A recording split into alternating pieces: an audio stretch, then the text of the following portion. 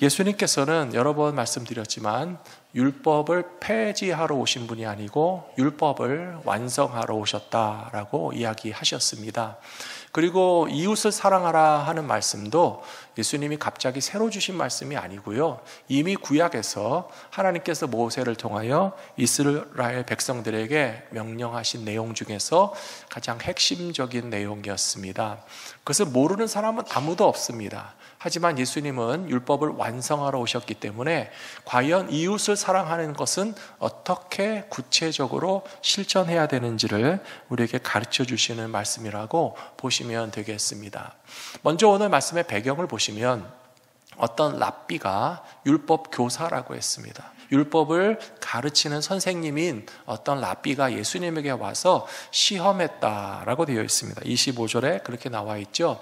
그래서 이 시험한다라고 하는 것을 보시면 한편 생각하면 참 누가 누구를 가르치려고 하는지 모르겠다 하는 생각이 듭니다. 하나님의 아들이시고 말씀 그 자체가 되시는 예수님에게 율법 교사가 도전을 한다고 생각하니까 참 아이러니하다는 생각이 들었지만요, 이스라엘 사람들의 문화와 교육을 보시면 일방적으로 이렇게 가르치는 것이 아니고 대화와 토론을 통해서 율법을 공부하고 있는 것을 볼 수 있습니다.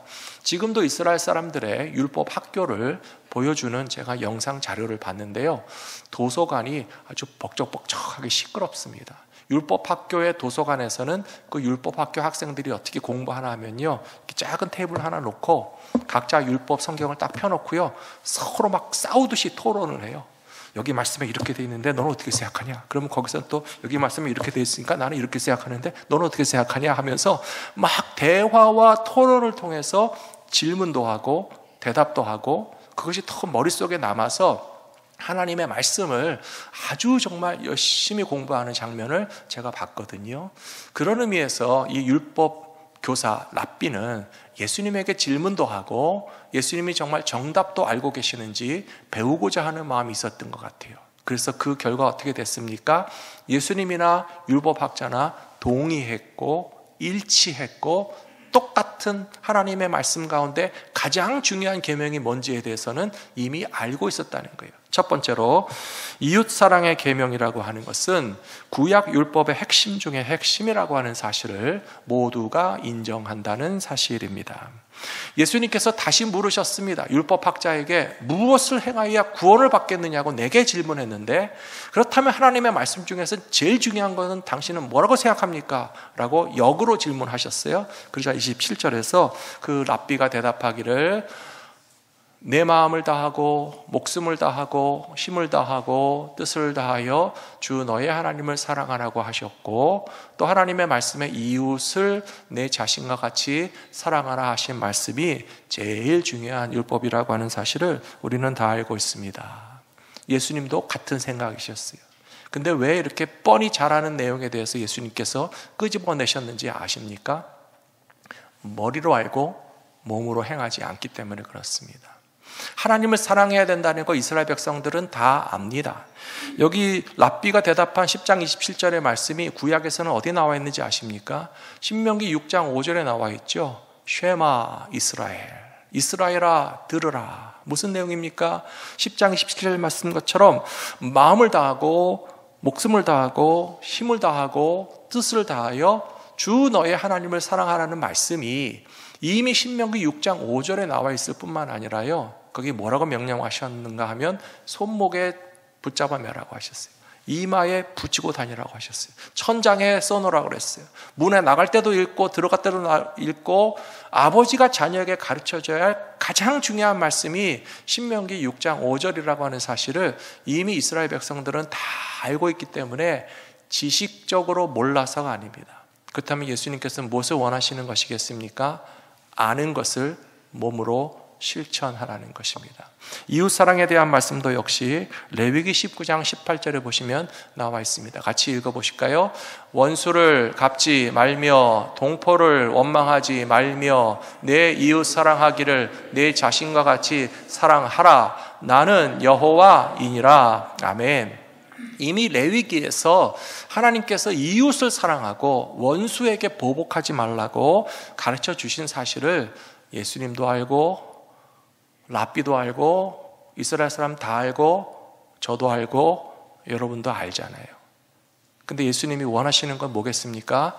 아는 것이 아니라 실천하기를 원하시기 때문에 우리에게 율법을 완성하기 위하여 가르쳐 주셨다는 사실을 기억하시는 저와 여러분들 되시기를 부탁드립니다. 갈라디아서 5장 13절에 보시면 이웃을 사랑하는 방법을 가르쳐 주시고 있습니다. 형제들아, 너희가 자유를 위하여 부르심을 입었으나 그러나 그 자유로 육체의 기회를 삼지 말고 오직 사랑으로 서로 종 노릇하라. 사랑하는 성도 여러분, 이웃을 사랑하는 방법이 무엇인지 아십니까? 다시 말씀 보여주십시오. 지나가면 기억이 안 납니다. 사랑으로 서로 종 노릇하라.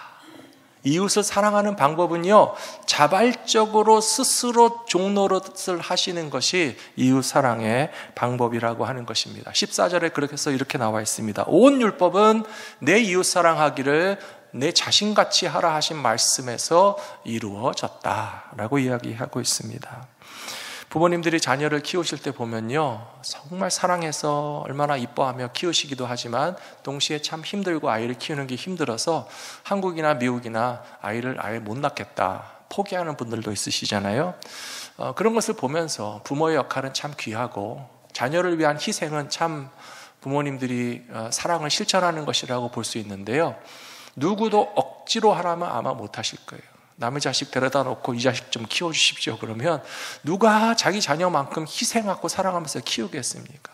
근데 친부모는 내 아들과 딸을 위해서 양보도 하고요, 희생도 하고요, 고생도 하고요, 물질도 쓰고요, 내 인생을 다 소모하면서 정말 자식 하면서 키우시는데 왜들 그렇게 자식을 키우십니까? 사랑하니까. 스스로 종노릇 하시는 거 아니에요? 똑같은 원리가 적용되는 거예요. 남편과 아내가 같이 부부가 됐는데요, 만일에 남편이 여보 당신 내 종노릇 좀 해, 그러면 기뻐할 아내가 어디 있겠습니까?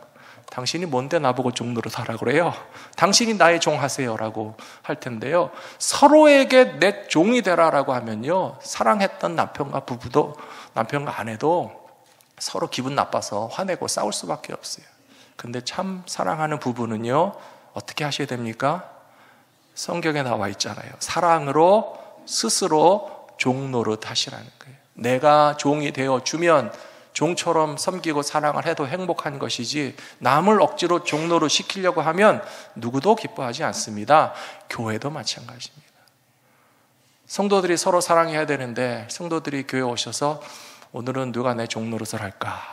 당신들이 나의 종노릇을 좀 해주십시오. 그러면 누가 종노릇을 해줍니까? 아무도 없어요.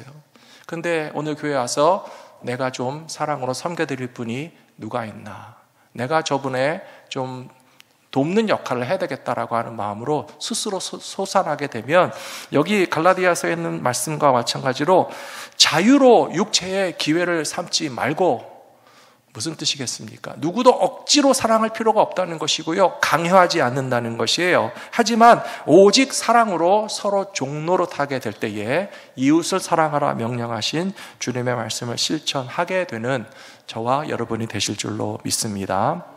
두 번째로 이웃 사랑의 명령은 각자의 성결과 거룩함의 의무까지도 넘어서는 가장 높고 우선적인 율법이라고 하는 사실을 예수님이 가르쳐 주셨습니다. 예수님이 비유로 하신 말씀에 보시면 강도 만나서 죽은 것처럼 쓰러져 있는 사람을 보고도 제사장은 지나갔고 레위인은 지나갔다고 말씀하셨죠. 그러나 사마리아 사람만큼은 그를 돌봐주고 부축해다가 치료해주고 치료비까지 제공했다라고 되어 있어요. 그래서 우리는 이 말씀을 읽으면서 좀 오해하실 수 있는데요, 아유 제사장들은 너무 못됐다, 레위인들은 참 인정머리가 없다, 어떻게 그렇게 종교인들이 그렇게 더 사랑이 없을까라고만 오해하실까봐 제가 조금 변명을 해드릴게요. 제사장들, 레위인들은요, 하나님을 섬기는 예배를 위해서 봉사하는 사람들입니다. 그런데 예배를 인도하는 사람들에게는 하나님께서 성결과 정결과 거룩함을 명령하셨어요. 그렇기 때문에 사체를 손대면 안 됩니다. 사람의 피도 만지면 안 됩니다. 혹은 상처난 사람의 어떤 몸에서 유출되는 그런 지저분한 것도 접촉하게 되면 격리를 해야 돼요. 그래서 그 격리 기간 동안에는 제사장 역할을 못하고 레위인으로서 봉사할 수 없기 때문에 제 생각에는 분명히 예수님께서 말씀하신 비유 가운데 제사장이나 레위인도 우리와 다를 바 없이 불쌍한 사람을 보면 도와줘야 되지 않나 하는 마음을 가진 사람들이었을 거예요. 그런데 막상 이 쓰러진 사람을 도와주려고 생각하다 보니까 지금 제사장은 가서 자기 직분을 감당해야 되고 레위인은 지금 성전에 들어가서 봉사를 해야 되는데 내가 이 사람을 만졌다가는 격리돼서 내 직무를 감당하지 못하는 상황이 되면 어떡하나 하는 그런 갈등과 고민 속에서 누가 다른 사람이 좀 돌봐주겠지 하고서 그냥 휙 지나간 것이라고 제가 좀 변명을 해드리고 싶습니다. 제가 운전을 하고 어디 목적지에 가다 보면요, 솔직히 말씀드리면 때로 과속도 하고 또 약속에 늦는 거를 제일 싫어합니다. 저에게는 약간 압박감 같은 게 생겼는데요, 제일 자다가도 꿈 깨서 놀라는 것 중에 하나가 예배 시간에 늦으면 어떡하나 하는 그런 그 마음의 부담이 있어요. 그러다 보니까 저는 모든 약속에 늦는 거를 참 제 자신이 싫어하고 제 자신이 지각하는 것은 제 스스로가 막 참지를 못하는데요, 어쩌면 그런 마음이라고 생각합니다. 제사장에게 중요한 게 하나님 섬기는 거죠. 자기의 성결을 지키는 거예요. 말씀을 전해야 될 목회자가 예배 시간에 지각을 하거나 준비가 안 됐으면 되겠습니까? 그러면 안 되겠죠. 하지만 지금 예수님이 하신 말씀의 의미를 우리가 잘 생각해야 됩니다. 제사장의 성결보다, 레위인의 거룩함보다, 목사가 예배 시간에 지각하지 않는 것보다 당장 내 눈앞에 쓰러져 있는 이웃을 보살피고 사랑하고 도와줘야만 한다면 한두 번쯤 그런 일들보다 더 중요한 일을 위해서 나서서 봉사할 수 있지 않겠느냐라고 하는 주님의 말씀으로 이해하실 수 있는 저 여러분들이 되시기를 부탁합니다. 로마서 2장 13절에 이렇게 나와 있습니다. 하나님 앞에서는 율법을 듣는 자가 의인이 아니요 오직 율법을 행하는 자라야 의롭다 하심을 얻는 것이다. 제사장이 하나님의 말씀을 모르겠습니까? 레위인이 하나님의 율법을 모르겠습니까? 율법학자가 말씀을 몰라서 예수님께 질문했습니까? 아닙니다. 예수님께서는 지식으로만 알고 있는 것이 아니라 하나님의 사랑은 예배로서 실천해야 되고 이웃사랑은 마음에만 가지고 있는 것이 아니라 구체적으로 움직이고 실천함으로써 그 사랑을 드러내 보여줘야 된다라고 하는 말씀으로 이해하시는 저 여러분들이 되시기를 부탁합니다. 제가 얼마 전에 어떤 동영상을 보니까요, 무슬림들에 대한 이야기가 나와 있었어요. 무슬림들은 기도를 굉장히 중요하게 생각합니다. 지금 전 세계적으로 가장 강력한 종교 중에 하나는 바로 그 모슬렘 종교인데요, 왜 저들은 그렇게 무시무시하게 강할까? 그런 것이 좀 궁금하기도 해서 제가 지켜봤는데요, 많은 이유 중에 하나는 그들이 기도하는 것 굉장히 세다는 생각이 들었어요. 저들은요, 목숨을 걸고 무슨 일이 있어도 기도합니다. 하루에 5번씩 전 세계 모슬렘들은 다 기도합니다. 자다가도 일어나서 기도하고, 밥 먹다가도 기도하고, 밤에 해가 져도 기도하고, 일하다가도 기도하고, 비행기 타고 가다가 공항에서 기도하고, 일하다가 공사장에서도 엎드려서 기도해요. 무조건 하루에 5번은 무릎을 꿇고 이마를 땅에 대가면서 기도하거든요. 기도하는 종교는 강할 수밖에 없다는 사실을 느끼게 됩니다. 근데 또 이유가 있더라고요. 왜 그렇게 기를 쓰고 열심히 빠짐없이 매일 5번씩 기도합니까? 물었더니 자기네들은 기도 안 하면 지옥 간다는 거예요. 제가 그걸 몰랐습니다. 저도 여러분들에게 기도 안 하면 지옥 갑니다, 그러면 기도를 좀 많이 할 텐데 성경적이지 아니라서 제가 그렇게 하는 거 아니에요. 우리 기독교는 기도 안 하면 지옥 간다고 가르치지 않습니다. 성경 그 어디에도 나와 있지 않아요. 그러니까 그들은 잘못된 신앙이지만 그럼에도 불구하고 기도 안 하면 지옥 간다는 생각 때문에 무섭고 억지로라도 기도를 하는 건데요, 그렇게라도 기도하면 기도하는 종교는 파워가 있다니까요. 사랑하는 성도 여러분, 우리 무서워서가 아니라, 강요해서가 아니라, 기도 안 한다고 해서 지옥 갈까 봐가 아니라 우리에게 이미 구원을 베풀어 주시고 은혜를 베풀어 주신 하나님 앞에 감사함으로 깨어서 기도하면서 성령 충만하실 수 있는 저와 여러분들이 다 되시기를 축원합니다. 야고보서 1장 27절에 보시면 하나님 아버지 앞에서 정결하고 더러움이 없는 경건은 곧 고아와 과부를 그 환난 중에 돌보고 또 자기를 지켜 새 속에 물들지 않는 것이다 라고 이야기했습니다. 경건해야죠. 정결해야 됩니다. 더럽지 말아야 됩니다. 제사장도 그렇고 레위인도 그렇고 저도 그렇고 여러분도 그렇고 모든 크리스찬들이 경건하고 거룩하며 정결한 것이 필요하지만 야고보서에서는요, 그냥 머릿속에서 지식만 가지고 우리가 그냥 거룩한 경건의 껍데기만 가지고 있는 것이 충분하지 않다고 가르쳐 주셨어요. 뭐라고 되어 있습니까? 야고보서에서는 고아와 과부가 우리 주변에서 환난을 겪고 있다면 강도 만난 이웃이 다른 데 있는 것이 아니고 우리 주변에 마음 아프고 상처받고 고민하고 힘들어하는 형제와 자매들에게 사랑을 베푸는 것이 진짜 경건이고 진짜 거룩함이고 진짜 믿음의 모습이라는 사실을 기억하시고 실천하신다면 하나님께서 저와 여러분을 칭찬해 주실 거라고 저는 믿습니다. 세 번째로 예수님의 명령은 하나님의 말씀과 마찬가지로 우리가 실제로 행하며 살아가는 그런 거룩함을 요구하고 계신다는 것입니다. 예수님께서 이 랍비에게 대답하셨을 때 랍비가 동의한 거 보셨죠? 일치했습니다. 이제 예수님이 다시 묻습니다. 비유를 통해서 이야기하셨어요. 제사장, 레위인, 사마리아 세 종류의 사람이 강도 만난 사람을 보고 지나갔는데 그 중에서 진짜 이웃사랑을 실천한 사람은 누구냐라고 물었더니 10장 37절에서 이렇게 대답했습니다. 자비를 베푼 사람입니다. 사마리아 사람이라는 말은 끝까지 안 해요. 간접적으로 애둘러서 표현했습니다. 자비를 베푼 자니이다. 예수께서 이르시되 가서 너도 이와 같이 하라 라고 말씀하셨어요. 저는 이 말씀이 굉장히 중요한 말씀이라고 생각합니다. 사랑하는 성도 여러분, 기독교는 관념적인 종교가 아닙니다. 기독교는 산속에서 홀로 수도하고 도 닦으면서 묵상하는 종교가 아니에요. 기독교는 굉장히 액티브합니다. 다이나믹합니다. 실천적입니다. 예수님이요, 저 하늘나라에서 손 하나 까딱 안 하시고 어이 죄인들 구원받아라, 그런 예수님이 아니에요. 이 인간의 몸을 입고 이 인간 세상에 팍 들어오신 예수님은 굉장히 액티브하신 예수님, 행동하시는 분이에요. 예수님은 제자들을 다 데리고 다니셨어요. 복음 전하고 병을 고치고 귀신을 내어 쫓고 하나님 나라 말씀을 선포하고 이방인의 땅에도 가고 산에도 올라가서 기도하고, 예수님과 예수님의 제자들이 얼마나 다이나믹하게 액션, 몸을 움직이는 그런 제자들의 공동체에 있는가를 생각하면 여기 예수님의 말씀이 그렇게 느껴집니다. 이웃사랑 여러분 다 아시죠?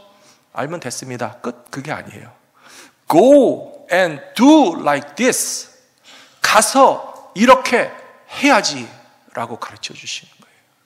예수님의 말씀을 우리가 순종하는 신앙생활을 하기 위해서는 머리로만 알지 마시고요, 실천하며 살아가시는 저 여러분들이 되셔야 할 줄로 믿습니다.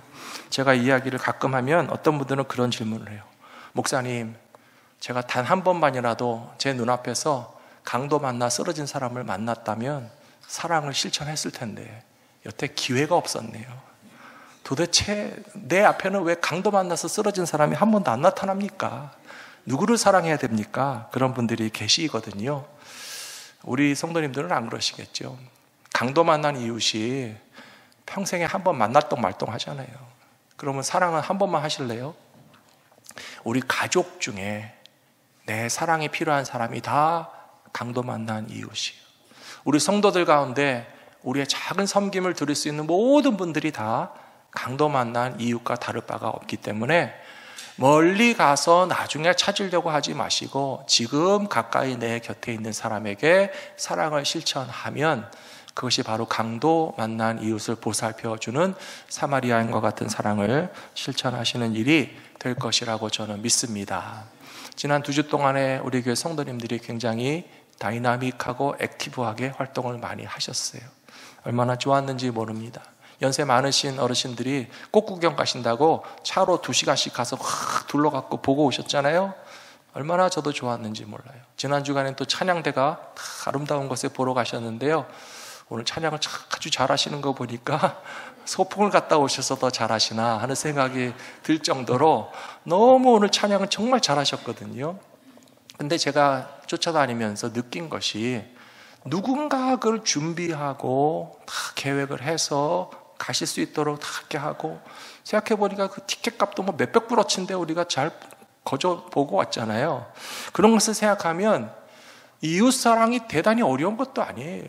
꼭 내 앞에 강도 만난 사람 쓰러질 때까지 기다릴 필요도 없는 것이에요. 우리 어르신들 모시고 같이 가는 것이고, 우리 성가대원들 같이 소풍 가는 것이고, 어제 교회에서 청소해 주신 분들도 마찬가지라고 생각합니다. 신앙은 액션입니다. 몸으로 움직이셔야 됩니다. 우리 교회가 깨끗해졌으면 좋겠습니다. 제가 맨날 속으로 우리 교회가 깨끗했으면 좋겠는데, 깨끗했으면 좋겠는데 이러고 있으면 교회가 깨끗해집니까? 아니잖아요. 우리 장로님들이 대청소 한번 합시다, 그래서 모이셔서 하시는데요, 제 속이 얼마나 시원한지 모르겠어요. 저도 조금 하면서 제 마음이 얼마나 기뻤는지 모르겠어요. 하나님께 예배드리는 성전에 먼지를 털어낼 수 있는 게 이렇게 행복한 일인지 몰랐어요. 어떤 분들은 정말 오늘 교회 와보시니까 벌써 딱 느껴지시잖아요. 많이 달라졌잖아요. 이렇게 교회가 더 아름답게 깨끗하게 청소될 수 있는 것은 이것도 하나님의 사랑을, 하나님께 대한 사랑을 표현하는 것이고, 성도들에 대한 사랑을 실천할 수 있는 방법이 되는 것이라고 저는 믿습니다. 신명기 12장 28절 말씀 보시면, 내가 내게 명령하는 이 모든 말을 너는 듣고 지키라. 내 하나님 여호와의 목전에 선과 의를 행하면 너와 내 후손에게 영구히 복이 있으리라. 아멘. 너무 놀라운 말씀이죠. 여러분, 여러분의 자손들이 영원히 복받기 원하십니까? 아멘을 복받기 안 하실 겁니까? 여러분들의 자손이 영원히 복받기 원하십니까? 그러면 어떻게 하셔야 돼요? 말씀 보여주십시오. 내가 내게 명령하는 이 모든 말을 너는 듣고 지키라예요. 지키라. 알면 끝이 아니라니까요. 내 하나님 여호와의 목전에서 선과 의를 어떻게 하라고요?